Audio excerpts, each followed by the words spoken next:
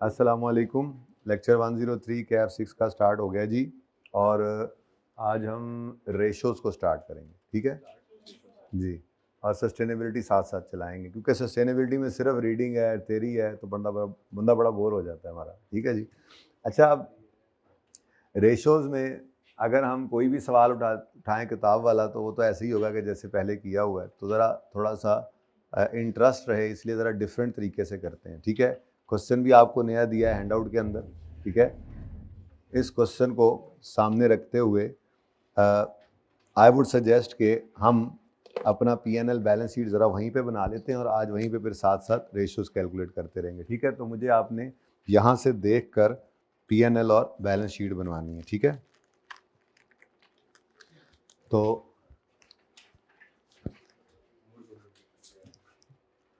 Homework वाला सवाल करके आए हो? कौन सा? माशाल्लाह जी। पीएनएल 2026 का है। 2026 है जी। सवाल अपने सामने रखें भाई, उधर सवाल दिखा दें भाई। ये हैंड आउट यहाँ से कहना है उनको, ऑनलाइन वालों को भी अपलोड कर दें अभी, ठीक है। ये 2026 वाला सवाल है, इधर ले आए जी। अब तो सबसे पहले क्या आ रहा है जी? सेल्स। सेल्स कितनी है? 4000 सेल्स है, ठीक है जी। उसके बाद कॉस्ट ऑफ सेल्स है 3000 और ग्रॉस प्रॉफिट आ गया। बातें नहीं प्लीज। ग्रॉस प्रॉफिट कितना है जी? कल आपने मेरा सारा दिन ज़ाया कर दिया जी। 1000। उसके बाद क्या नज़र आ रहा है जी? Operating expenses. ऑपरेटिंग एक्सपेंस किसको कहते हैं जी? सेलिंग एंड, हाँ, तो ऑपरेटिंग एक्सपेंसेस को हम माइनस करें कितना? 800। तो ये जो प्रॉफिट आता है इसको profit before interest and tax कहते हैं, या ऑपरेटिंग प्रॉफिट भी कहते हैं। Profit before interest and tax या ऑपरेटिंग प्रॉफिट्स। कैश फ्लो के अंदर आपको ये ऑपरेटिंग कैश फ्लोज निकालने होते थे जब, ठीक है। तो ये वही स्टेज है। तो हमने पीएनएल को इसी तरह से फाइनल अकाउंट्स के अंदर बनाया था जी। कितना? 200। उसके बाद कोई मार्कर आज काम का नहीं नज़र आ रहा भाई। उन्होंने कहा चलो इतने दिनों से अच्छे मार्कर दे रहे हैं इसको, आज थोड़ा सा खराब वाले दे देते। अच्छा जी। उसके बाद अब इसमें से हमने लेस करना है फाइनेंस कॉस्ट को। लेस किसे करेंगे जी? लेस करेंगे फाइनेंस कॉस्ट। कितनी है जी? 15। तो हमारे पास क्या आएगा जी? प्रॉफिट बिफोर टैक्स 185 का प्रॉफिट बिफोर टैक्स आ गया। ये टर्म्स का पता होना चाहिए, रेशियोज को निकालते हुए इसको हम फिर यूज़ कर रहे होते हैं, ठीक है। तो प्रॉफिट बिफोर टैक्स आ गया जी 185, और उसके बाद टैक्स एक्सपेंस आ जाएगा। कितना है जी? 35 का। तो हमारा प्रॉफिट आफ्टर टैक्स आ गया 150। उसके बाद जी स्टेटमेंट ऑफ फाइनेंशियल पोजीशन बनाएंगे जी यहीं पर, एज ऑन 2026। अब क्या आ रहा है जी? सबसे पहले ये नॉन करंट एसेट्स हैं, थोड़ा दूर दूर लग रहा है आपको, करीब कर लेते हैं, इसीलिए बोर्ड के ऊपर बना लिया ताकि साथ साथ सवाल के हम वहीं पे रेशियो कैलकुलेट करते जाएंगे, ठीक है। ज़रा डिफरेंट तरीके से करेंगे, पहले रेशियो निकाल के थोड़ी सी बात करके 2-4 पॉइंट्स लिख के ऐसे आगे चलते जाएंगे। आज हम इंशाल्लाह वर्किंग कैपिटल की एफिशिएंसी रेशियोज कर लेंगे, फिर रह जाएंगी वहाँ तक, कल रह जाएंगी, मतलब मंडे को करेंगे इंशाल्लाह करंट रेशियोज, करंट रेशियोज और लिक्विडिटी रेशियोज करके फिर इनके सवालों की प्रैक्टिस कर रहे होंगे। अच्छा, पीपीई है और इंटेंजिबल है, 2 साल के लिए हमने इसको बनाना है जी, 2026 और 2025 जी। पीपीई है जी 21-26 का 870 और 900। फिर इंटेंजिबल एसेट्स हैं 120 और 110। इनका टोटल कर लेते हैं जी। जी कितना 990 और 1010। उसके बाद क्या नज़र आ रहे हैं जी, करंट एसेट्स हैं जिसके अंदर इन्वेंट्रीज हैं, ट्रेड रिसीवेबल्स हैं, कैश एंड बैंक है। तो ये नॉन करंट एसेट्स थे, इनकी हेडिंग मैंने को नहीं दी, बहरहाल नॉन करंट एसेट्स थे, ठीक है जी। करंट एसेट्स जी, इन्वेंट्रीज है ना सबसे पहले, बोलो 270 और 280। फिर जी ट्रेड रिसीवेबल्स, डेटर्स जी, और 175। फिर जी कैश एंड बैंक, जो मशहूर ज़माना आपके करंट एसेट्स होते हैं, 15 और 10। करंट एसेट्स का टोटल भी कर लें जी, 455 465। ग्रैंड टोटल करें इनका एसेट साइड का 1445 और 147। ठीक है जी। उसके बाद हमारे पास इक्विटी एंड लायबिलिटी साइड आ रही है। तो इक्विटी में आ गया share capital retained earning, liability में लॉन्ग टर्म लोन्स हैं, इसी में डिबेंचर्स, इसी में लोन नोट्स, प्रेफरेंस शेयर रिडीमल वाले, वो सारे यहीं पे आते हैं, ठीक है ना जी। तो इक्विटी में शेयर कैपिटल और रिटेन्ड अर्निंग्स हैं, इसमें शेयर प्रीमियम भी आता है, इसमें रीवैल्यूएशन सरप्लस भी आता है, इसमें फेयर वैल्यू रिजर्व भी आता है। बहरहाल फिलहाल यही दो हैं, ठीक है ना, इक्विटी का ही पार्ट होती हैं वो चीज़ें जी। बोले 900 और 900। रिटेन्ड अर्निंग्स 270 और 235। इक्विटी का टोटल आ गया जी, फरमाइए कितना है जी, 1170। हाले तक निशान बाकी ने,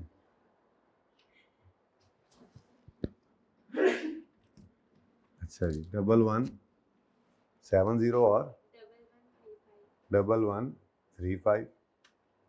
नॉन करंट लायबिलिटीज है, इसमें लॉन्ग टर्म लोन आ रहे हैं जी, 120 150। फिर जी करंट लायबिलिटीज़ हैं, करंट लायबिलिटीज़ के अंदर ट्रेड पेबल्स हैं और एक्रूवल्स एंड अदर पेबल्स आ रहे हैं।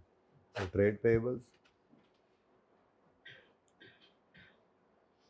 कितने जी, 150 और एक्रूवल्स एंड अदर पेबल्स जी, 530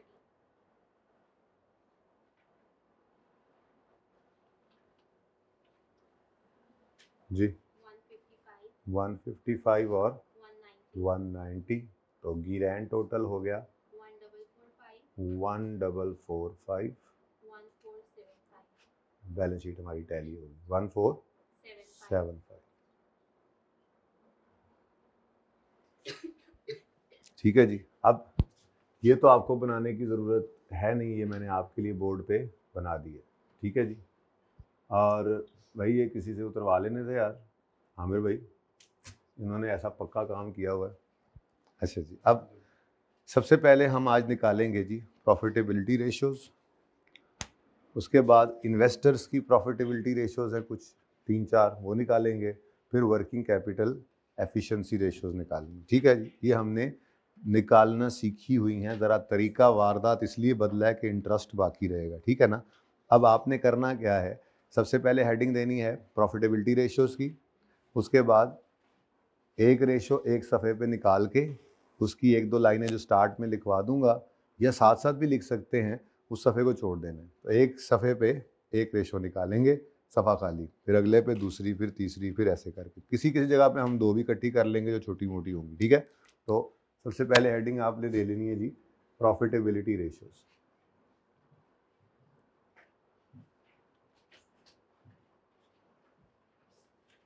आपके हैंडआउट के अंदर ये सवाल गिवन है जी, ठीक है। और उसके बाद रेशोज जो आई कैप ने, ये क्या कर रहा है यार, आईकेप की किताब से भी रेशोज़ के फार्मूलाज निकाल के सामने रख दिए गए, उसी को ही ज़रा सामने रख कर चलते चले जाएंगे। यार ये फिर बंद हो गया, पता नहीं इसको क्या मुसीबत पड़ गई,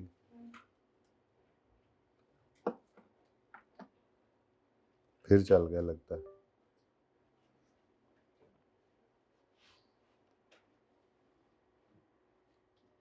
तो इस सवाल से रेशोज़ निकालेंगे।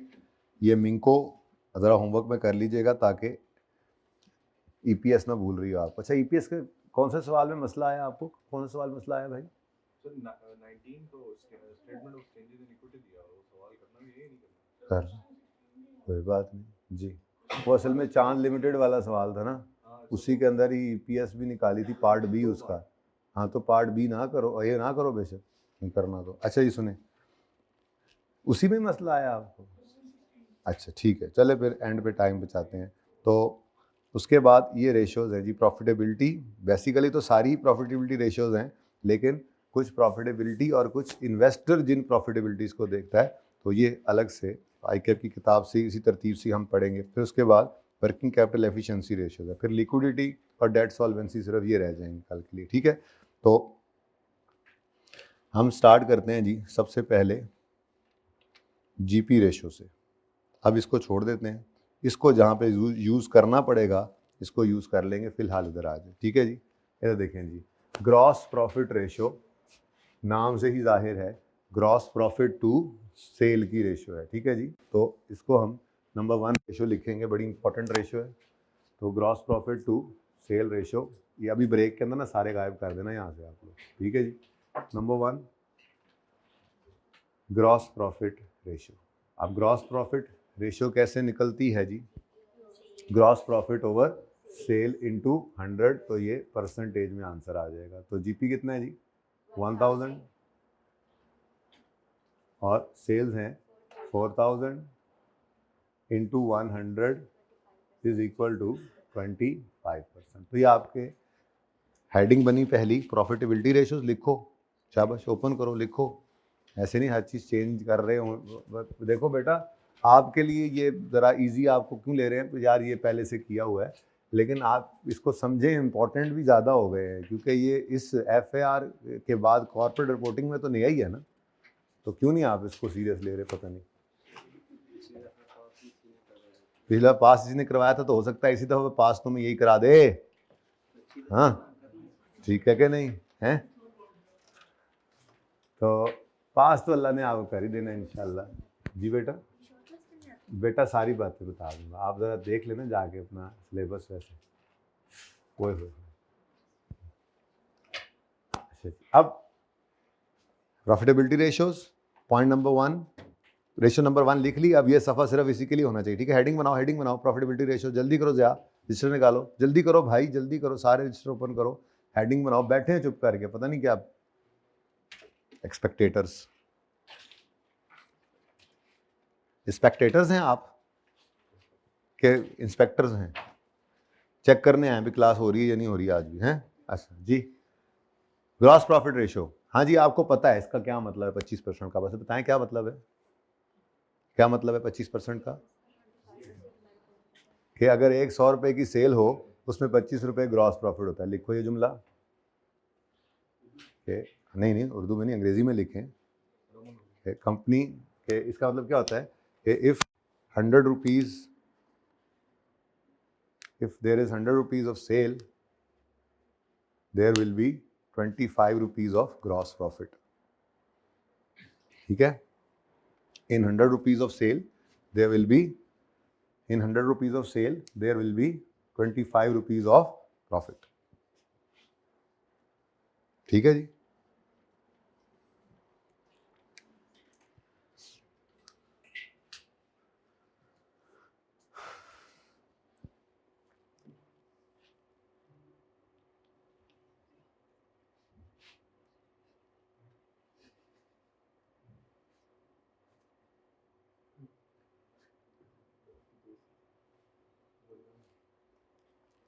अच्छा जी, अब इसमें ना आपने कुछ चीज़ें साथ लिखनी है। पहली रेशो लिख ली और इसका मतलब लिख दिया कि इफ, क्या लिखा है हमने, in 100 rupees of sale there will be 25 rupees of gross profit. ठीक है, अब ये इसका मतलब आ गया। अच्छा, अब मेरे आपसे 3 सवाल हैं। सवाल नंबर 1, अगर हम सेल वॉल्यूम को बढ़ाएं तो जीपी रेशो पे क्या असर पड़ेगा? सेल वॉल्यूम बढ़ाएं तो जीपी रेशो पे क्या असर पड़ेगा? इंक्रीज होगा, डिक्रीज होगा, डिक्रीज होगा, सेम रहेगा। There are 3 options. Option A increase, MCQ बन गया। Option B decrease, option C same. None of these आप रख लें, ठीक है, इनमें से कोई एक हो जाना है। अब इंक्रीज, सेम, चेक करते हैं, चेक कर लेते हैं जी। मिसाल के तौर पे हमने सेल किए 10 यूनिट्स और 5 रुपए के हिसाब से 50, ठीक है जी। और हमने ये यूनिट्स खरीदे थे 10 यूनिट्स 4 रुपए के हिसाब से। कितना आया? तो जीपी कितना आया? 10। तो जी परसेंटेज कितनी आई? 10/50, 20%। हमने यूनिट्स बढ़ा लिए, वॉल्यूम बढ़ाया, और बढ़ा के कितने बेच दिए? 12। अगले साल लेट्स से 12 यूनिट्स बेचे। चेक करें ज़रा, जीपी रेशियो चेक करें, आप लोगों को अपना आंसर तो मिले। ये 2022 है और ये 2000 लेट्स से 23 है। जी ये कितना आया? 60। अब बेटा खरीदने भी तो 12 ही पड़ेंगे 4 के हिसाब से, 48। अब ग्रॉस प्रॉफिट तो बढ़ गया, but I wasn't asking about gross profit. मैंने बोला था जीपी रेशो पर क्या असर पड़ेगा, ग्रॉस प्रॉफिट परसेंटेज पे क्या असर पड़ेगा। तो भाई अगर यहाँ पर 10 रुपए बढ़े हैं तो यहाँ पर भी तो 8 रुपए बढ़ गए कॉस्ट वाले, तो आप परसेंटेज निकालेंगे तो ठीक है। तो पहला पॉइंट लिखें, पहला पॉइंट लिखें, if volume, if sale volume changes, if only sale volume कर लें, मतलब मैं ये कहना चाह रहा हूं कि सेल वॉल्यूम चेंज हो, सेलिंग प्राइस या कॉस्ट वगैरह चेंज ना हो पर यूनिट वाली, तो इससे जीपी रेशो पे कोई असर नहीं पड़ेगा। ठीक है, तो if sale volume changes without change in selling price per unit or variable cost per unit, selling price and variable cost लिखो, पर यूनिट को छोड़ो, सेलिंग प्राइस और variable cost. If sale volume changes without change in selling price and variable cost, GP ratio will not change, will not change, will remain same। ठीक है जी, तो option she was the correct option. ठीक है, अच्छा चलो कोई बात, ये इंक्रीज डिक्रीज बाकी नहीं मिटा रहा फिलहाल।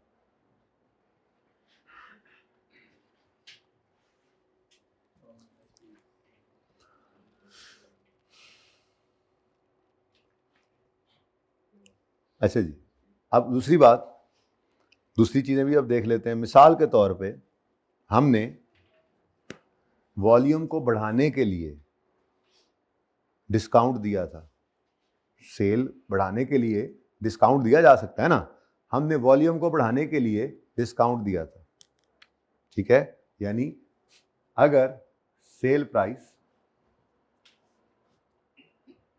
डिक्रीज की है हमने टू इंक्रीज वॉल्यूम, वॉल्यूम बढ़ाने के लिए, प्राइस इलास्टिसिटी जो डिमांड होती है ना जी, तो वॉल्यूम बढ़ाने के लिए हमने क्या किया?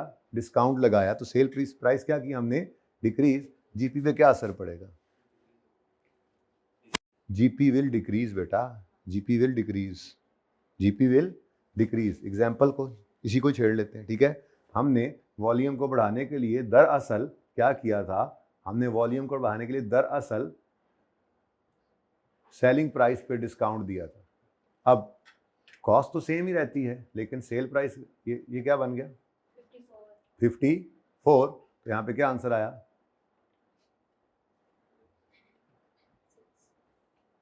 6। तो जीपी रेशियो क्या रह गई?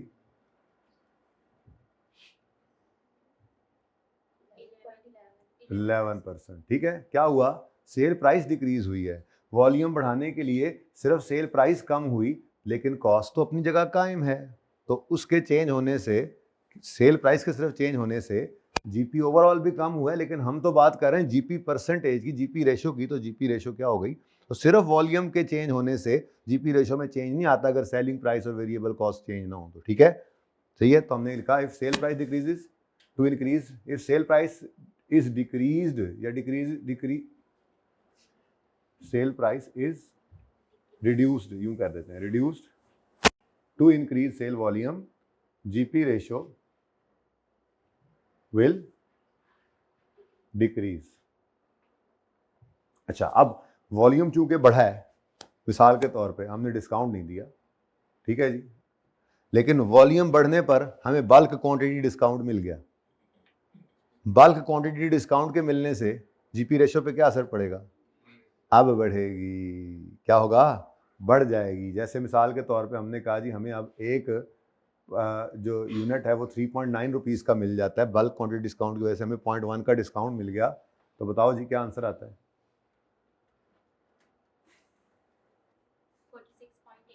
47 कर लूँ ज़रा, ऐसे ही दिल कर रहा है। ठीक है, तो क्या आ गया आंसर, 7। ऊपर भी 12, इधर भी जी 7 कैसे हो सकता है। अच्छा, ऊपर नहीं चेंज किया, सॉरी जी, ये तो 60 हो गया था ना वापस, मैंने सेलिंग प्राइस नहीं छेड़ी जी। कितना हो गया, 13। नहीं, इसका आंसर बताओ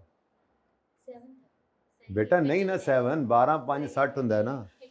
मैंने कहा सेल प्राइस वो पुराने वाला लिखा होता ना, सेल प्राइस को मैंने नहीं चेंज किया, उसको नहीं डिस्काउंट दिया, लेकिन बल्क क्वांटिटी की अलग अलग समझा रहा हूँ ना, तीन बातें लिखवानी थी ना। ठीक है जी, 13 आ गया। और जीपी रेशो 22%। बढ़ी क्यों, क्योंकि वेरिएबल कॉस्ट कम हो गई। ठीक है, तो तीसरी बात आप यहाँ पे लिख लें जी, क्या, if bulk quantity discount, if bulk quantity discount is obtained, तो भाई कॉस्ट कम होगी ना, वेरिएबल कॉस्ट कम होगी। तो फिर क्या होगा, if bulk quantity discount is obtained, GP ratio will increase. ठीक हो गया जी, 22 और 23 हमने इस तरह से 33, 22 और 23 बना दिया। ठीक है जी,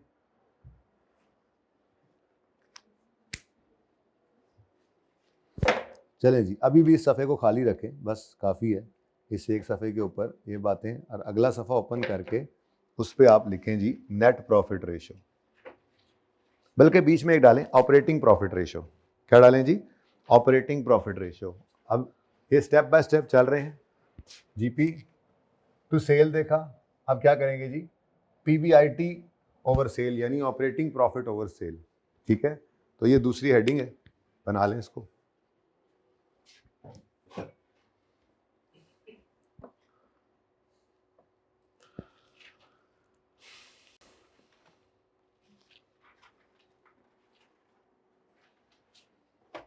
अच्छा जी, अब मैं ये अंग्रेजी सारी मिटा रहा हूँ। ठीक है, मैं यहाँ पे दूसरी रेशियो लिख रहा हूँ। ठीक है, सही है, डन। आप भी साथ साथ लिखते जा रहे हैं, क्योंकि वैसे तो आप लोगों ने कुछ करना नहीं था, आई न्यू दैट। दूसरी है जी ऑपरेटिंग प्रॉफिट रेशियो, ऑपरेटिंग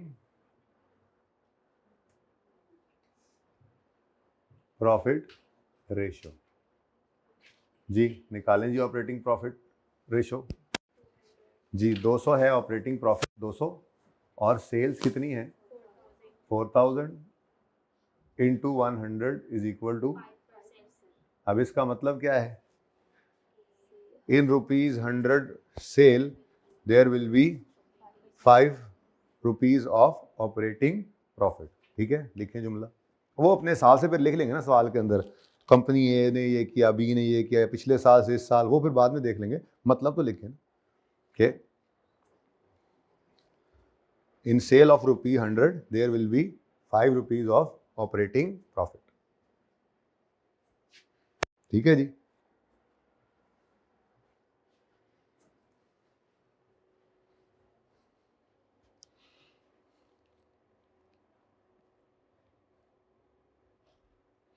अच्छा जी, अब मेरा पहला सवाल,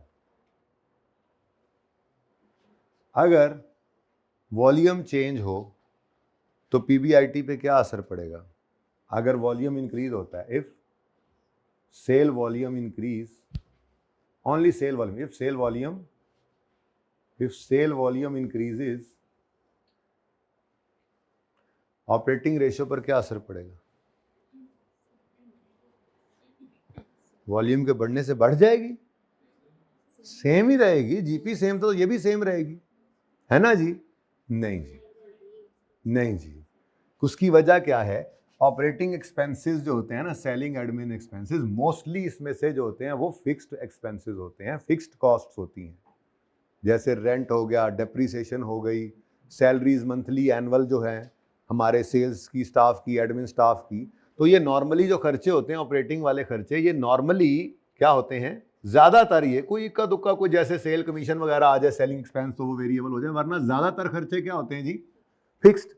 अब ऊपर अगर सेल्स बढ़ी है वॉल्यूम के बढ़ने से, तो जीपी रेशियो तो नहीं बढ़ी थी, लेकिन जीपी अमाउंट में तो बढ़ा ना, लेकिन उसके कॉरेस्पॉन्डिंग क्या ऑपरेटिंग प्रॉफिट्स भी एज इट इज बढ़े? वो तो सारे एज इट इज नहीं बढ़ते, क्योंकि ज्यादातर खर्चे क्या हैं? फिक्स्ड। इसका मतलब ऊपर जीपी की अमाउंट बढ़ेगी, ये सेम रहेंगे, तो ऑपरेटिंग प्रॉफिट क्या हो जाएगा? बढ़ जाएगा। कहते हो तो एग्जाम्पल से समझाऊं? एग्जाम्पल से समझ लेते हैं। 2023 है, 2022 है, सेल्स हैं, हमने जनाब 10 यूनिट्स बेचे थे, ठीक है, 50 रुपए के हिसाब से, कितना बना? 500। हमने इसको बढ़ाकर 15 यूनिट्स बेच दिए 50 के हिसाब से जी, 750। अब कॉस्ट ऑफ सेल्स, भाई हर यूनिट हमें पड़ता था 40 रुपए का, तो कॉस्ट कितनी आ गई? 400 और 600, तो ये बीच में ब्रैकेटें ज़रा ज़्यादा होगी, माजरत, ठीक है। 500 माइनस 400, ये आ गया हमारे पास ग्रॉस प्रॉफिट, ठीक है जी। और 2022 के अंदर जी, अब ये ज़रा ऐसे ही है, पिछले साल ज़्यादा था, इस साल कम हो गया, फ़र्क तो समझ तो आ रहा है ना, वॉल्यूम इधर को बढ़ा हुआ है, ठीक है। यूँ कर लो, ये 22 है, ये 23 है, चलो पहले 22 था, अब 23 बढ़ाया हमने, कम भी हो सकता था वैसे तो। अब वैसे ज़रा जीपी परसेंटेज निकाल लो, कोई नहीं, ये 20% है और ये भी 20% है, ये तो हमने पहले ही डिसाइड कर लिया था। अच्छा, अब जो सेलिंग एडमिन ऑपरेटिंग एक्सपेंसेस होते हैं, मैंने कहा नॉर्मली वो क्या होते हैं? फिक्स्ड हैं, ठीक है। तो मिसाल के तौर पे हमारे ऑपरेटिंग एक्सपेंसेस हैं 30, ज़रा ज़्यादा ही कम हो जाएंगे। ऑपरेटिंग एक्सपेंसेस हैं हमारे जनाब 60 रुपए के, तो ये 60 ही रहे, कोई इक्का दुक्का आया भी सही तो वो बहुत थोड़े होते हैं वेरिएबल, इसलिए मैंने इसको फिक्स्ड ही अज्यूम कर लिया। अब मुझे बताओ, ये 40 है और ये कितना है? 90 है। अब ज़रा मुझे बताओ, ऑपरेटिंग प्रॉफिट ये आ गया ना, ये क्या चीज़ है? पीबीआईटी, बहुत अच्छे, पीबीआईटी या ऑपरेटिंग प्रॉफिट, तो इसकी परसेंटेज क्या है? ये कितना है? 8%। और ये, हालांकि सेलिंग प्राइस तो नहीं बढ़ी, वेरिएबल कॉस्ट तो नहीं बढ़ी, तो कांस्टेंट है, वो तो चेंज ही नहीं हुए, जीपी परसेंटेज भी नहीं चेंज हुई, पर चूंकि ऑपरेटिंग एक्सपेंसेस में ज़्यादातर खर्चे फिक्स्ड नेचर के, इसी को तो कहते हैं इकोनॉमीज ऑफ स्केल, कि आपका स्केल बड़ा हुआ तो फिक्स्ड कॉस्ट आपकी जो है वो ग्रेटर नंबर ऑफ यूनिट्स पर तकसीम हो गई, तो आपका ऑपरेटिंग प्रॉफिट रेशियो जो है वो इंक्रीज होगी वॉल्यूम के बढ़ने से, ठीक है। सही हो गया? अच्छा, इसके बाद तो ये sale volume increases, operating profit ratio will increase. पहली लाइन लिख ली थी ना आपने, इसका मतलब क्या है? 1 रुपए की सेल में, तो असल में चूंकि आप बचपन में कब काम करके आए हैं रेशोज वाला, तो इस दफा फिर तरतीब बदल दी, पहले दिन से ही ये डिस्कशन कर रहे हैं जो आगे काम भी आनी है ना, ठीक है, ताकि इसमें टाइम, रेशो का फॉर्मूला भी याद है, रेशो का मतलब भी याद है, तो रेशो की अगली बात जो एंड पे याद करते थे वहां पे जाके यहाँ पहले दिन से याद करेंगे इंशाल्लाह, ठीक है ना, मतलब उनको डिस्कस करेंगे, अब यही आगे यूज करने, तो फायदा उठा रहे हैं हम पढ़े हुए का, लेकिन पॉजिटिव वे के अंदर। तरतीब इसलिए बदल दी कि ज़रा इंटरेस्ट रहेगा, जो 3-4 दिन अब रह गए हैं आपके साथ पढ़ाने वाले, तो ये ऐसे ही ज़रा पढ़ो ना आप खुशी खुशी, ठीक है। अच्छा, अब दूसरी चीज क्या हो सकती है जी, वही सेलिंग प्राइस का चेंज और वेरिएबल कॉस्ट का चेंज जो पीछे पड़ा, तो उसको अलग अलग बताने की बजाय एक सादा सी बात कर देता हूं कि जीपी में जो भी चेंज आएगा वो ऑपरेटिंग प्रॉफिट के अंदर भी आएगा। क्या मतलब, अगर जीपी रेशियो इंक्रीज हो रही है तो ऑपरेटिंग प्रॉफिट रेशियो भी इंक्रीज हो जाएगी, जीपी रेशियो डिक्रीज हो रही है तो ऑपरेटिंग प्रॉफिट रेशियो भी डिक्रीज हो जाएगी। इसमें कोई मसला, ठीक है ना। जीपी ने बढ़ना है तो उससे नीचे ही ऑपरेटिंग प्रॉफिट निकलना है ना। जीपी जितना ज्यादा हो जाएगा ऑपरेटिंग प्रॉफिट उतना ज्यादा हो जाएगा। जीपी रेशियो अगर बढ़ गई या जीपी इवन बढ़ गया, आपने देखा, ठीक है, तो उसकी वजह से आपकी ऑपरेटिंग प्रॉफिट रेशियो बढ़ जाती है, ठीक है। तो दूसरी बात लिख लें, इफ जीपी इंक्रीज हो, डिक्रीज फिर मैं साथ नहीं लिखा रहा, वो दूसरा खुद ब खुद होता जाएगा, ठीक है ना। एंड इफ जीपी या जीपी रेशियो दोनों ही, ठीक है, इफ जीपी इंक्रीजेस, अब सिर्फ जीपी बढ़ा है, देखो सिर्फ जीपी बढ़ा है तब भी ऑपरेटिंग प्रॉफिट रेशियो बढ़ी है। जीपी रेशियो बढ़ने का मतलब भी यही है अल्टीमेटली, तब भी। तो मैं कह रहा हूं बस if GP increases operating profit ratio will also increase, ठीक है। एंड वाइस वर्सा तो है ना, वो मैं नहीं लिखवा रहा, ठीक है जी। दो रेशियोज हो गए।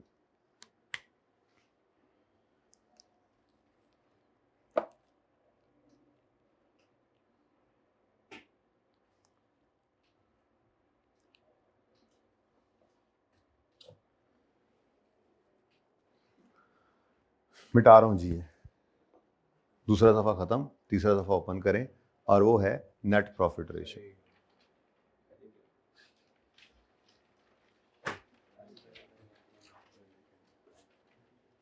ये मिटा रहा हूं।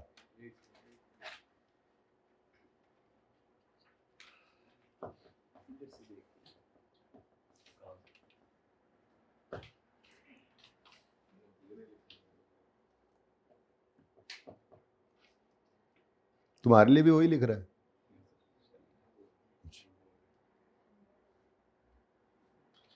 झूठ नहीं बोलता बासित, बाकी जो मर्जी कर ले।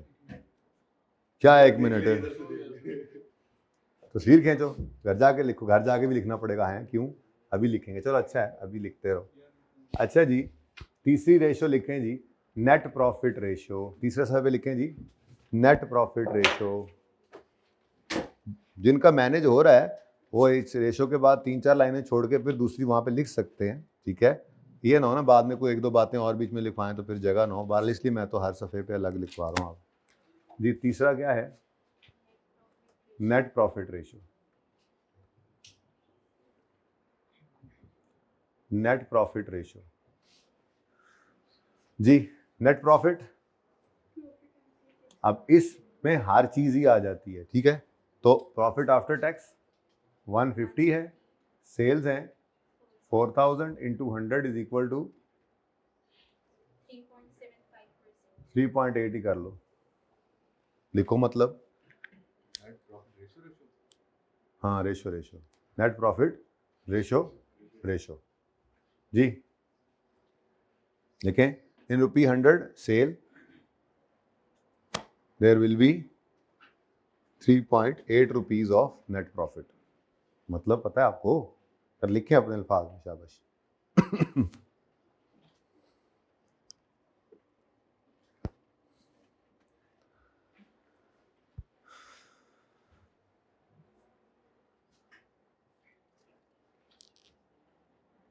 हाँ जी, लिख लिया इसका मतलब। अब मेरा सवाल, अगर टैक्स रेट इंक्रीज कर दे गवर्नमेंट, नेट प्रॉफिट रेशियो क्या हो जाएगी, कम होगी। क्यों, नेट प्रॉफिट रेशियो कम होगी, क्यों होगी, क्योंकि यहाँ पर, हाँ पैट है ना, पैट से ऊपर टैक्स एक्सपेंस भी माइनस होना है, फाइनेंस कॉस्ट भी माइनस होनी है, ठीक है। बड़े आए रेशियोज वाले, रेशियोज आती हैं, देखा, तो इसीलिए चेंज कर दी, तरतीब ही बदल दी। आपको जो आता था वो आता था, उससे अगली बात कर रहे हैं जो यूज करनी है इंशाल्लाह, ठीक है ना जी। तो टैक्स रेट अगर गवर्नमेंट इंक्रीज करे या आपने मोर लोन ऑब्टेन्ड, हाँ जी मोर लोन ऑब्टेन्ड, इससे क्या हो रहा है, फाइनेंस कॉस्ट बढ़ जाएगी। या आपके ऑपरेटिंग एक्सपेंसेस पुअर कंट्रोल की वजह से ऑपरेटिंग एक्सपेंसेस इंक्रीज हो गए, या आपका जीपी डिक्रीज हो गया, तो इन सब के असरात नेट प्रॉफिट रेशियो पे क्या पड़ेंगे? Net profit ratio will decrease. अब दूसरा वाइस वर्सा भी हो सकता है, पर मुझे ज़रा ये अच्छा लगा क्योंकि नॉर्मली टैक्स रेट बढ़ता ही है, इसलिए मैंने पहले वहाँ से बात शुरू की है। तो कम भी हो सकता था बहरहाल टैक्स रेट के बढ़ने की वजह से, जो तो फिर वो बढ़ने वाले ही सारे असरात ले लिए। तो आप एक जुमले में यूँ लिख लें कि if tax rate is increased or more loan is obtained or operating expenses have increased or GP has decreased, net profit ratio will decrease due to these reasons। ठीक है, इसी के उलट दूसरी बातें,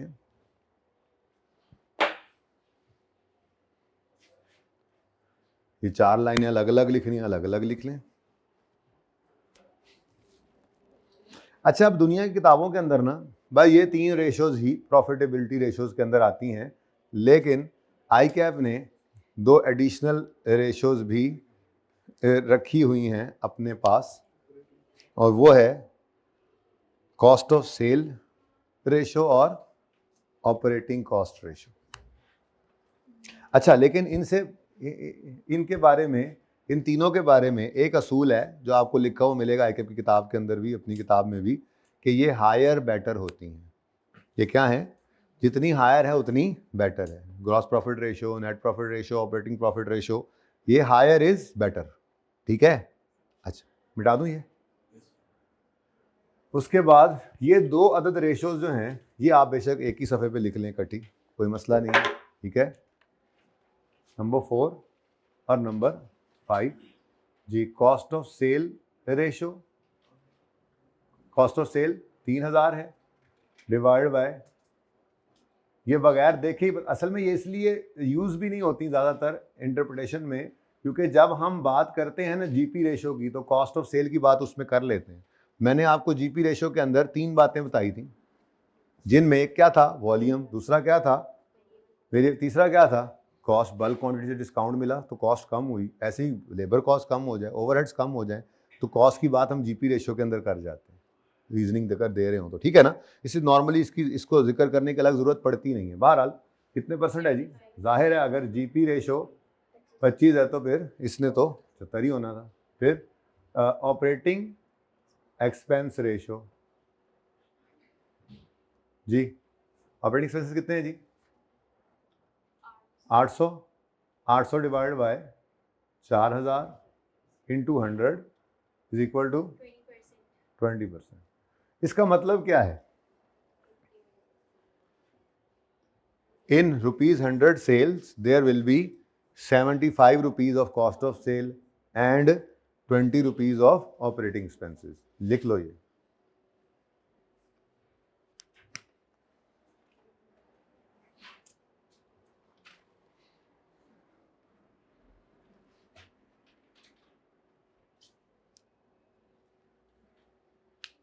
एंजॉय कर रहे हो ना? थोड़ी सी तो हिम्मत कर जाए तो सारी रेशोज भी आज हो सकती हैं, जैसे बासित भाई ने कहा था, है ना?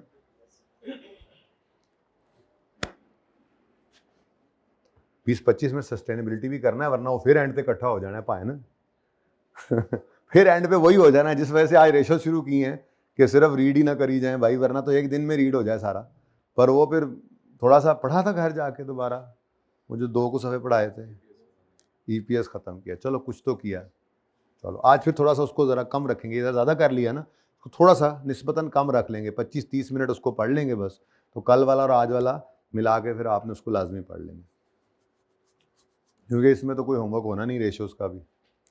हाँ जी, अब ये दोनों को अलग से क्या बताना भाई? कॉस्ट ऑफ सेल, अगर आपकी कॉस्ट बढ़ रही हैं तो कॉस्ट ऑफ सेल रेशो बढ़ जाएगी, और अगर कम हो रही हैं तो कम हो जाएगी। ऑपरेटिंग एक्सपेंसेस अगर बढ़ रहे हैं तो बढ़ जाएगी। तो इसके बारे में क्या लिखना, वो हमने ऑलरेडी इनमें कवर किया है। इन दोनों खर्चों की बात हमने ऑलरेडी इधर कवर की है। ठीक है, लेकिन इसके बारे में याद रखना, ये जितनी कम हो उतनी बेटर है, क्योंकि ये एक्सपेंस है। ठीक है, और 6वीं हमारी आखिरी प्रॉफिटेबिलिटी रेशो है, जो सिर्फ सादी प्रॉफिटेबिलिटी रेशो है, जो मैं और आप भी देख रहे होंगे, कंपनी खुद देख रही होगी। ठीक है, लेकिन कुछ प्रॉफिटेबिलिटी रेशोज हैं वो सिर्फ इन्वेस्टर की नज़र उन पे होती है, वो 3 अलग हैं, तो मिलाकर ये 9 बन जाएंगी। लेकिन फिलहाल आखिरी प्रॉफिटेबिलिटी रेशियो जो है वो है जनाब सेल्स ओवर कैपिटल एम्प्लॉयड। अच्छा नाम तो ये है, ठीक है, कि sales over capital employed ratio और sales over capital employed ratio, जिसको प्यार से एसिड टर्नओवर भी कहा जाता है। चलो एसिड टर्नओवर बाद में लिख लेते हैं नाम। अब सेल्स कितनी है जी? सेल्स 4000 सेल्स हैं, ठीक है जी। और कैपिटल एम्प्लॉयड किसे कहते हैं जी? कैपिटल एम्प्लॉयड किसे कहते हैं जी? कैपिटल एम्प्लॉयड होता है equity plus long term debts. Equity plus यानी कहाँ कहाँ से कंपनी किन बैसाखियों पे किन रिसोर्सेज के ऊपर स्टैंड कर रही है। जो ओनर घर से पैसे लाए या जो बिजनेस ने कमाए अभी तक इन्होंने बाहर नहीं निकाले, वो भी तो बिजनेस में ही है, या लॉन्ग टर्म जो बैंक्स ने लोन वगैरह दिए हुए हैं। अब इक्विटी के अंदर फिर सब कुछ आ जाएगा।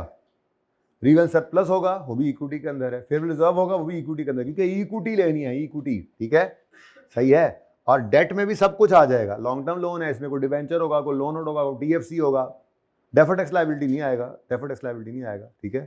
अच्छा सही है ना। बहरहाल तो ये क्या है जी? कैपिटल एम्प्लॉयड क्या है जी? Equity plus.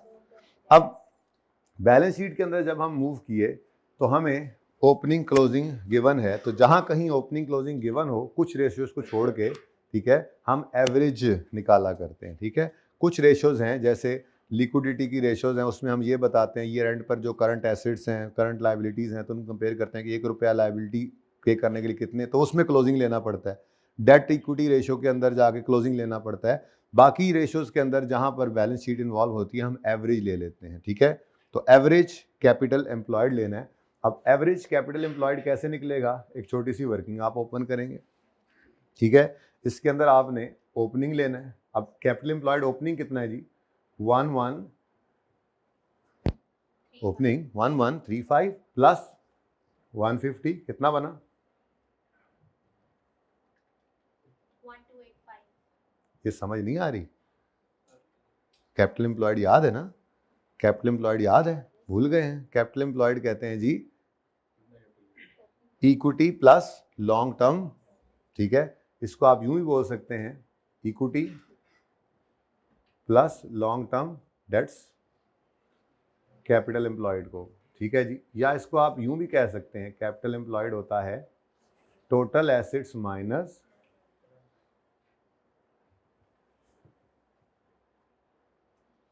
ठीक है। बहरहाल मैंने कौन सा यूज किया जो ज्यादा मशहूर है, equity plus long term debts. तो ओपनिंग आ गया, फिर क्लोजिंग 1170 प्लस 120, जी। 1290, अब बेटा ये ओपनिंग कैपिटल एम्प्लॉयड है, ये क्लोजिंग है, इनको प्लस करें तो 2575, 2575 और इसको डिवाइड कर दें 2 से, आंसर क्या आ गया जी? तो पता नहीं ऐसे समझ आ रहा है, ये ऊपर वैसे लिखूं सही है, समझ आ रहा है हैं? अच्छा बड़ी गल है, नहीं बड़ी गल है। अच्छा जी बेटा, तो वर्किंग छोटी सी कर रहे हैं कैपिटल एम्प्लॉयड के लिए। तो ओपनिंग 1135 जमा 190 50, अच्छा 90 नीचे सॉरी, और प्लस कर दें इसमें जी 1170 plus 120 divided by 2, answer is 1288 जी। आंसर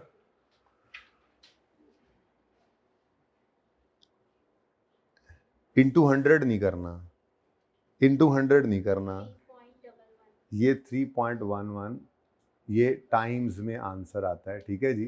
तो इसका मतलब ये है कि 1 रुपया अगर इस बिजनेस में इन्वेस्ट किया जाए कैपिटल एम्प्लॉयड में तो 3.1 रुपीज़ की सेल कमा ली जाती है। इस बिजनेस में 1 रुपया इन्वेस्ट करने वाला 3.1 रुपये की सेल कमा लेगा, ठीक है। इसको दूसरा नाम से क्या है, इसको एसेट टर्नओवर भी कहते हैं। क्या जी, एसेट टर्नओवर। के हमारे एसेट, देखो ये जो कैपिटल एम्प्लॉयड होता है ना, ये लॉन्ग टर्म एसेट्स होते हैं, लॉन्ग टर्म रिसोर्सेज होते हैं। तो लॉन्ग टर्म के लिए जो लोगों से पैसे लिए जाते हैं उनको लॉन्ग टर्म के लिए जो पैसे नहीं देखने, लॉन्ग टर्म के लिए जो पैसे लिए जाते हैं उनको लॉन्ग टर्म एसेट्स में ही इन्वेस्ट किया जाता है, ठीक है ना। तो इसका मतलब एसेट टर्नओवर का मतलब क्या है कि हमारे एसेट्स ने कितनी सेल्स कमाई, हमारे एसेट्स ने कितनी सेल्स कमाई, तो एसेट टर्नओवर रेशियो भी इसको कहते हैं, ठीक है जी। अच्छा जी, अब इसके अंदर ना कुछ अहम बातें हैं।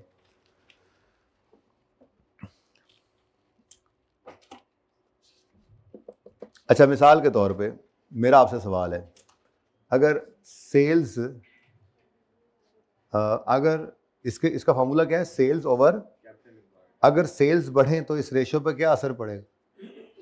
हाँ, वही बातें फिर शुरू कर दी। अगर सेल्स बढ़ेगी, अगर सेल्स इंक्रीज हो तो इंक्रीज इन सेल की वजह से ये क्या होगा, रिटर्न ऑन एसेट टर्नओवर क्या है जी, ये इंक्रीज हो जाएगा, ठीक है। अच्छा, लिख लिया आपने ये, सेल इंक्रीजेज, लिखते जाओ ना साथ साथ, ये रीजन लिखो साथ साथ ताकि रिवीजन हो अच्छे से।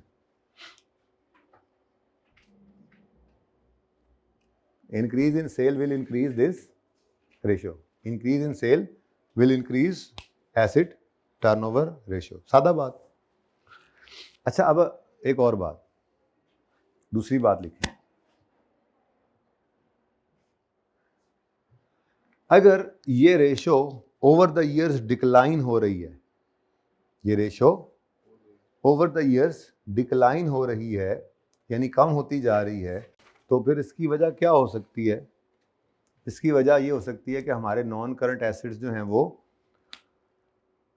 हमने एफिशिएंटली यूटिलाइज नहीं कर रहे हम उनको, एक वजह लिख लें, ठीक है ना। तो लिखो एक रीजन और, if asset turnover, if this ratio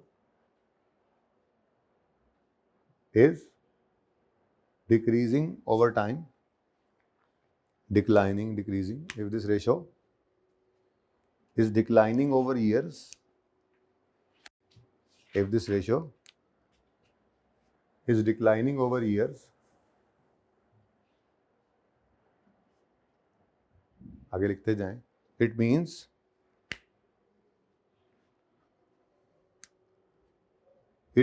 our non-current assets are not utilized efficiently, our non-current assets are not utilized efficiently,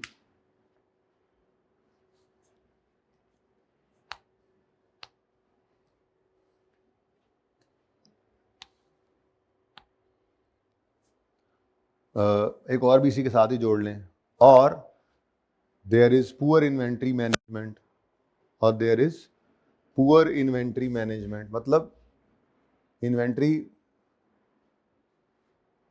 poor management ऐसे ही, मतलब सेल नहीं हो रही ना, कन्वर्ट नहीं हो रही सेल के अंदर। बहरहाल आ सकता है ये भी पॉइंट इधर, पहला ठीक है बाजी, पहला ही काफ़ी है, बल्कि पुअर इन्वेंट्री मैनेजमेंट को काट दो बेशक। अच्छा जी, अब ये देखें जी, प्रॉफिटेबिलिटी रेशियोज जो हैं वो हो गई पूरी।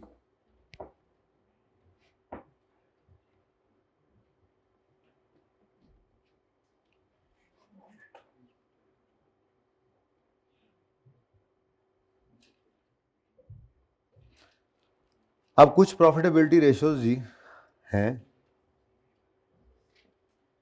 जो इन्वेस्टर के पॉइंट ऑफ व्यू से बताई जा रही हैं यहाँ पे आपको, इन्वेस्टर्स प्रॉफिटेबिलिटी रेशियोज। तो एक ही हेडिंग है, वैसे तो प्रॉफिटेबिलिटी रेशियोज ही हैं, लेकिन वो पर्चे में आपसे पूछ सकता है कि प्रॉफिटेबिलिटी रेशियो, प्रॉफिटेबिलिटी पे कमेंट कर दो इन्वेस्टर्स के पॉइंट ऑफ व्यू से, तो फिर सिर्फ ये 3 रेशियोज को ही आपने जो है वो कमेंट कर देना इसके ऊपर। सबसे पहली चीज़ है रिटर्न ऑन कैपिटल एम्प्लॉयड,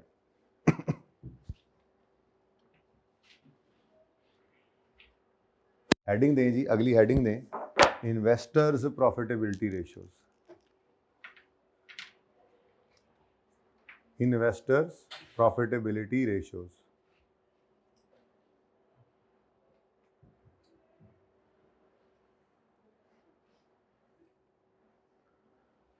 तो नंबर 7 हो गया, रिटर्न ऑन कैपिटल एम्प्लॉयड। अब इसमें आपने कौन सा प्रॉफिट लेना है जी बताएं। देखें, इस प्रॉफिट में से तो लोन वालों को भी इंटरेस्ट दिया जा चुका, हुकूमत को भी टैक्स दिया जा चुका, ठीक है। हमने ये प्रॉफिट उठाना है जिसमें से अभी कोई इंटरेस्ट कोई टैक्स माइनस नहीं हुआ पड़ा, ठीक है। तो फॉर्मूला इसका क्या है जी, PBIT over average capital employed. तो पीबीआईटी कितना है जी, 200। और एक बार हम चूंकि एवरेज कैपिटल एम्प्लॉयड निकाल चुके हैं तो एज अबव आप लिख लेंगे, वही वर्किंग आपकी चल जाएगी, ठीक है। लेकिन इसको 100 से मल्टीप्लाई कर दें, आंसर इज 15.5%. इसका मतलब क्या है, पिछली का मतलब लिख लिया था ना, if ₹1 is invested in business it is earning 3.1 rupee of sale, नहीं लिखा था तो आप लिख लें, ये पिछले का। If ₹1 is invested in business, in this business, it will earn 3.1 rupees of sale.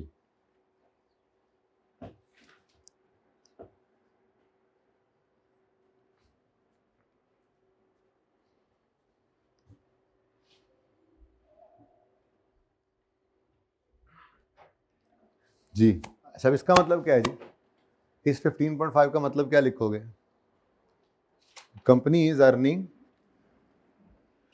₹15.5 पर रुपी 100 इन्वेस्टेड इन बिजनेस, या कैपिटल एम्प्लॉयड भी लिख सकते हैं, ठीक है, बल्कि उसी तरतीब पे लिखें। If ₹100 is invested in business, in this business, if ₹100 is invested in this business, business के आगे ब्रैकेट में कैपिटल एम्प्लॉयड भी लिख लो, दोनों में जो लिख लो, ठीक है। इफ ₹100 इज, ये सवाल मौजूद है, इसको क्यों करने लग गए, अच्छा लग रहा है ऐसे, सवाल तो नोट्स में मौजूद है ना, देखा है वैसे नोट्स में था, देखा है नहीं देखा था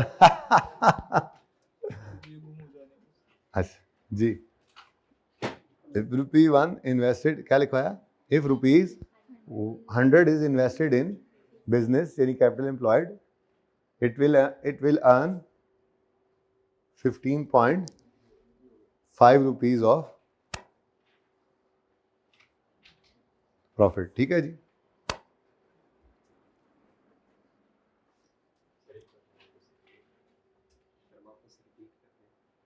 उल्टी लाइन लिखी, कंपनी अर्निंग ₹15. हाँ वो भी ठीक है, कंपनी अर्निंग ₹15.5 पर ₹100 इन्वेस्टेड इन बिजनेस, ऐसे लिख लो। वो FAR वर्जन था, ये CR वर्जन है ना, इसलिए मैंने ज़रा चेंज किया, थोड़ा सा इंटरेस्ट रखा हुआ है।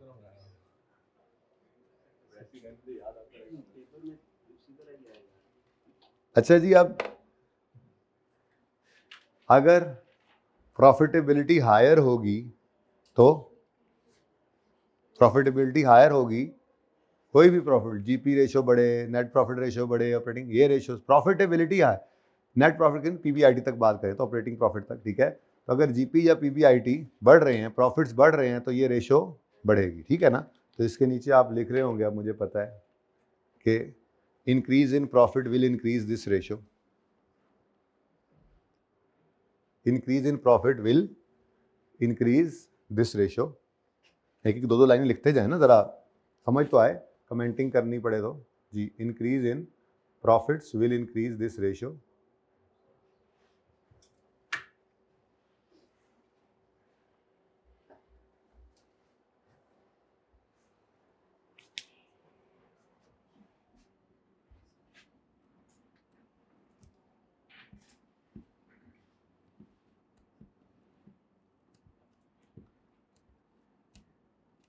जी। Increase in profit will increase this ratio. और एक और बात लिखे,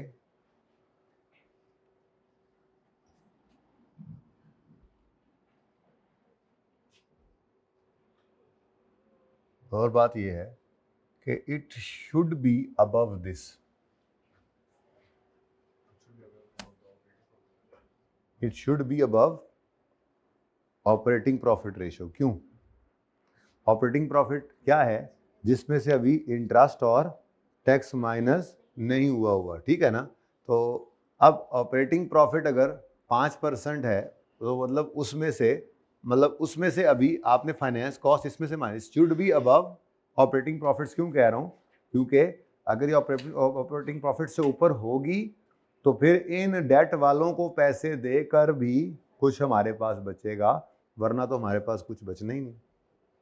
बात समझ आई? तो लिख लो एक पॉइंट ये भी, it should be more than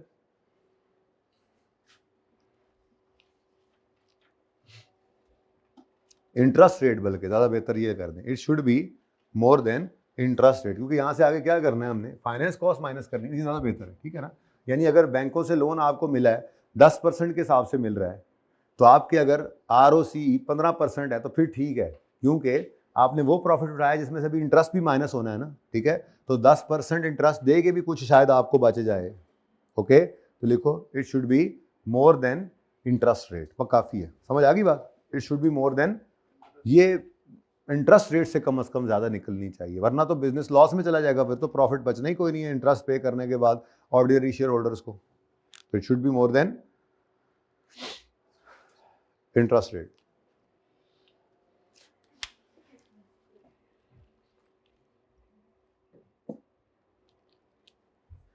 अच्छा, रेशो 2 और ratio 6, it should be more than interest rate. दोनों बातें लिख ली ना, रेशो 2 और रेशो 6, ये दो रेशोस कंबाइन करें तो भी इसका आंसर निकल आता है। भाई के अपने ऐसे ही ये भी एक जबली किताब में मारी हुई है, ठीक है, कि इस तरह से भी ये रेशो निकल आती है। कैसे जी? रेशो 2 क्या है? रेशो 2 क्या है जी? 200 डिवाइड बाय 4000,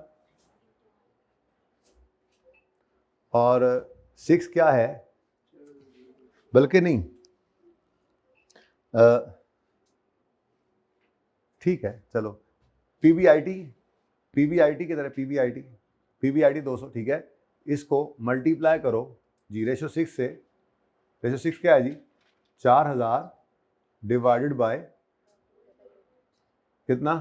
1288। अब वैसे तो आपको ये नज़र आ रहा है, असल में तो नज़र आ रहा है कि 4000 और 4000 तो आपस में क्या हो जाना है? कैंसल। तो इसका आंसर क्या बचना है? 200/1288। तो वही 200/1288 बचना है ना। लेकिन अब क्या कर लें, ठीक है, उन्होंने तो इस तरह से नहीं बोला ना, वही फॉर्मूला बनाया। मैं दोबारा लिख दूँ ऊपर, रेशो 2 क्या है जी? Ratio 2 200 divided by 4000। ज़रा याद हो जाएगा ना ये, क्योंकि MCQs में कभी आ सकता है। फिर रेशो 6 जी 4000 डिवाइडेड बाय 1288। अब बात तो वही बननी है, लेकिन आप इसको छोड़ें, आप इन दोनों को कंबाइन करें, मल्टीप्लाई करेंगे तो आंसर वुड बी अगेन 15 ये रेशो इन, यानी कि शेयर, ये रिटर्न ऑन कैपिटल एम्प्लॉयड जो है, ये operating profit ratio into asset turnover ratio करके भी निकल सकती है, ठीक है। तो कहीं दे दे आपको यही दोनों रेशो, ऑपरेटिंग प्रॉफिट रेशो और एसेट टर्नओवर रेशो देकर, वो कहे आपको, या डेटा देकर वो कहे जी इनको, या पूछ लेता है किन दो रेशो कम्बिनेशन से बन सकता है, तो ज़हन में रखिएगा। अच्छा जी, उसके बाद जी 2 रेशोज अब रह गई हैं बस। वैसे तो 2 हैं, लेकिन ICAP ने ज़बरदस्ती इनको भी 3 बनाया आगे, ठीक है। 2 रेशोज हैं, और एक है रिटर्न ऑन इक्विटी और तीसरी है रिटर्न ऑन एसेट। वो एसेट वाली को फिर ICAP ने तोड़ा है मजीद 2 में। वो इस तरह से होता भी है दुनिया के अंदर, रिटर्न ऑन टोटल एसेट्स भी ले सकते हैं और रिटर्न ऑन सिर्फ नॉन करंट एसेट्स भी ले सकते हैं, ठीक है। तो पहले रिटर्न ऑन इक्विटी ले लेते हैं। अब ये रिटर्न ऑन इक्विटी क्या है? ये रिटर्न ऑन इक्विटी, बेसिकली इसको पूरा नाम लिखना चाहिए था उनको, रिटर्न ऑन ऑर्डिनरी इक्विटी। किताब के अंदर उन्होंने सिर्फ रिटर्न ऑन इक्विटी लिख दिया, रिटर्न ऑन नहीं लिखा हुआ, खैर इधर लिखा हुआ ऑर्डिनरी इक्विटी, ठीक है। अब return on ordinary share holder को क्या मिलता है जी? नहीं, पैट मिलेगा ना, ठीक है। और इसको डिवाइड कर देंगे हम ऑर्डिनरी शेयर्स के साथ, ठीक है। तो पैट डिवाइडेड बाय, लेकिन ये क्या लिखा हुआ है? जी हाँ, पढ़ा हुआ है ना, इसलिए अब इसको तो छोड़ो ना। अभी तो पढ़ के आए हैं ईपीएस निकालते हुए कि ऑर्डिनरी शेयर होल्डर को पैट नहीं मिलता अगर इरिडीमेबल प्रेफरेंस डिविडेंड आ जाए तो, ठीक है। तो पैट में से इरिडीमेबल प्रेफरेंस डिविडेंड माइनस होगा, अगर कोई है तो इरिडीमेबल प्रेफरेंस डिविडेंड माइनस होगा, और इसको हम डिवाइड किससे करेंगे जी? एवरेज ऑर्डिनरी इक्विटी से, एवरेज ऑर्डिनरी इक्विटी से इनटू 100 करेंगे तो हमारे पास आंसर आ जाएगा, ठीक है। अब सवाल के अंदर कहीं पे कोई जिक्र नहीं नजर आया मुझे, ठीक है, इसका इरिडीमेबल का। तो फिर यहीं पे मैं वर्किंग कर रहा हूँ, फॉर्मूला आपके सामने है। पैट फरमाइए कितना है? 150। और एवरेज ऑर्डिनरी इक्विटी लेनी है, तो इक्विटी, ऑर्डिनरी इक्विटी ये है शेयर कैपिटल ओनली, है ना? शेयर कैपिटल होगा ना जी? भाई रिटेन्ड अर्निंग्स किसका पैसा है? तो फिर ये ऑर्डिनरी शेयर होल्डर्स का ही है, जो कमाया है अभी रिटेन्ड पड़ा है, ठीक है। तो इक्विटी क्या है? 1170। हाँ, कैपिटल एम्प्लॉयड था, इक्विटी प्लस डेट, तो इक्विटी का वो पूरा डिब्बा इक्विटी ही है, ठीक है। अब इसको यहीं पे मेरे ख्याल में कर लेते हैं हम, ठीक है जी। Opening 1135 plus closing 1170 divided by 2, ठीक है जी। तो ये जनाब आपका एवरेज ऑर्डिनरी इक्विटी आ गई, opening plus closing divide by 2। Answer बताओ। हैं 100 सॉरी जी, अब बताओ। अच्छा, इसका आंसर बताया था शायद भाई ने जी। आंसर बताओ, आंसर बताओ, कुछ कर लो, कैलकुलेटर नहीं लाए जी। 13.02%। हाँ जी, इसका जवाब लिखें। अब क्या है ये? हम यूँ कहेंगे कि पिछली कैसे लिखी है वैसे ही लिखे ना। हाँ, और यहाँ पर उसी जुमले को यूँ कर लो, if ₹100 is invested in ordinary equity this company will earn 13.02, या जैसे आपने लिखा वैसे लिख लें। वो कैसे लिखा था? ₹13.02 आर अर्नड पर ₹100 इन्वेस्टेड इन ऑर्डिनरी इक्विटी। वहाँ बिजनेस नहीं लिखना, सिर्फ ऑर्डिनरी इक्विटी लिख लेना, बस जुमला वैसे ही बनाओ।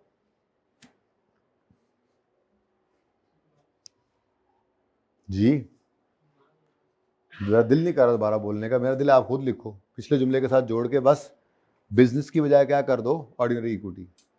पहले एक बार लिख लो, फिर बोल देता हूँ। कम, हाँ, ordinary equity. See, if ₹100 is invested in ordinary equity, ₹13 will be earned, ठीक है जी। ये लिख लें या ये लिख लें, ₹13 विल बी अर्नड पर ₹100 इन्वेस्टेड इन ऑर्डिनरी इक्विटी, दोनों में से जो जुमला पसंद हो। अभी सब्र करो जी। अब अगर आज ब्रेक छोड़ो, इतने मजे की गपशप लगा रहे हैं, क्या हो गया? कोई बात नहीं, आंखें लाल होगी। अभी आप कहोगे इसकी दुम भी खड़ी होगी, अभी आप कहोगे ये बस हमला करने वाला है, हैं? अच्छा जी, अच्छा जी, सुने सुने सुने सुने, अगर प्रॉफिट बढ़ेगा तो ये भी बढ़ जाएगी, सादा सी बात, ठीक है। अच्छा जी, उसके बाद आखिरी वैसे तो रेशो है रिटर्न ऑन, लेकिन आईकैप ने क्या किया? रिटर्न ऑन टोटल एसेट्स अलग कर दिया और return on non current assets अलग कर दिया, ठीक है। तो रिटर्न ऑन, पहले टोटल एसेट्स ले लेते हैं, रिटर्न ऑन टोटल एसेट्स। ये ऑफ लिखना शुरू कर दिया, पता नहीं, रिटर्न ऑन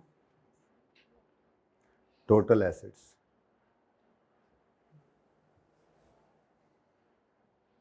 अब देखो बच्चों, टोटल एसेट्स से दूसरी तरफ ये लॉन्ग टर्म फंड्स ही टोटल एसेट्स को प्रेजेंट कर रहे होते हैं, तो इस रेशो के अंदर भी हमने पीबीआईटी ही लेना है। जैसे मैंने आपको अर्ज किया था ना कि लॉन्ग टर्म फाइनेंस को हम लॉन्ग टर्म एसेट्स में इन्वेस्ट कर रहे होते हैं, ठीक है। तो पीबीआईटी सॉरी 200 ही लिख लेना चाहिए था। PBIT 200 divided by average total assets कर लें 200, ठीक है जी, यहीं पर ही कर लें। ओपनिंग टोटल एसेट्स, ये बैलेंस शीट की साइड ऊपर गिवन है 1475।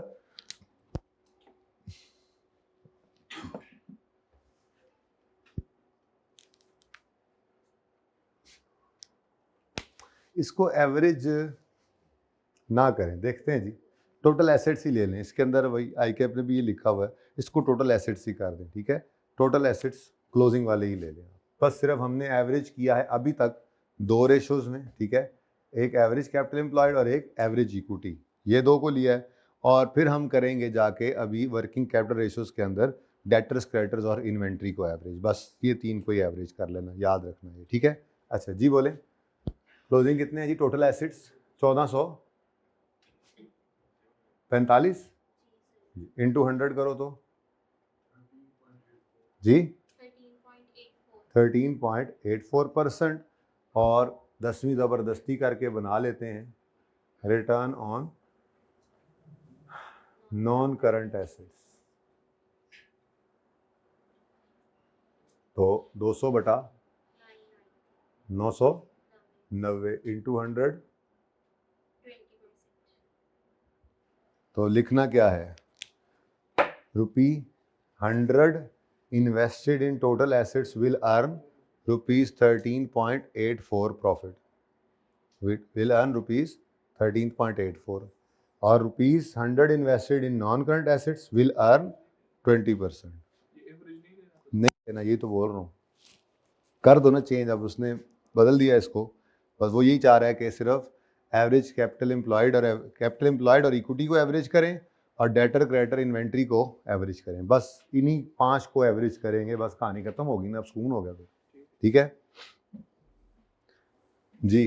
तो ₹100 invested in this business, in total assets, वैसे बिजनेस भी लिख सकते हो, टोटल एसेट्स बिजनेस ही होता है, ठीक है।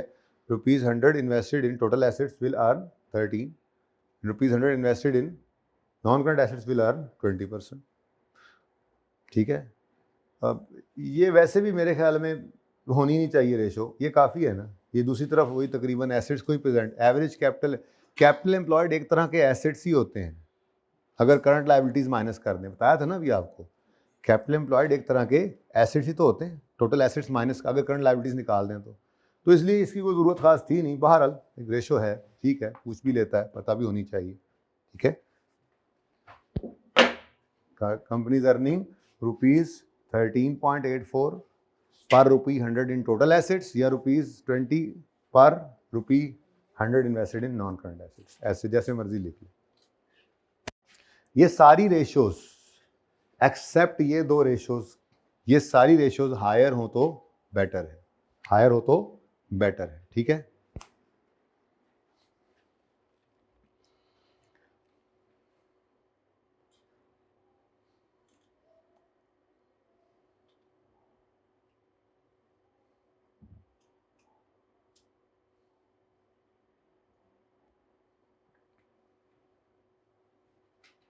जी ठीक है, चलें जी, अब अली हेडिंग बनाएं, वर्किंग कैपिटल एफिशिएंसी रेशियोज। कितनी देर होगी भाई? कोई नहीं, आजकल क्लास ज़रा छोटी हो रही है ना, लेट आया हूँ, दे दूँ थोड़ी सी ब्रेक? चलें 5 मिनट की ब्रेक करें, यहाँ पे पार्ट 1 क्लोज कर दें, थोड़ी सी ही है।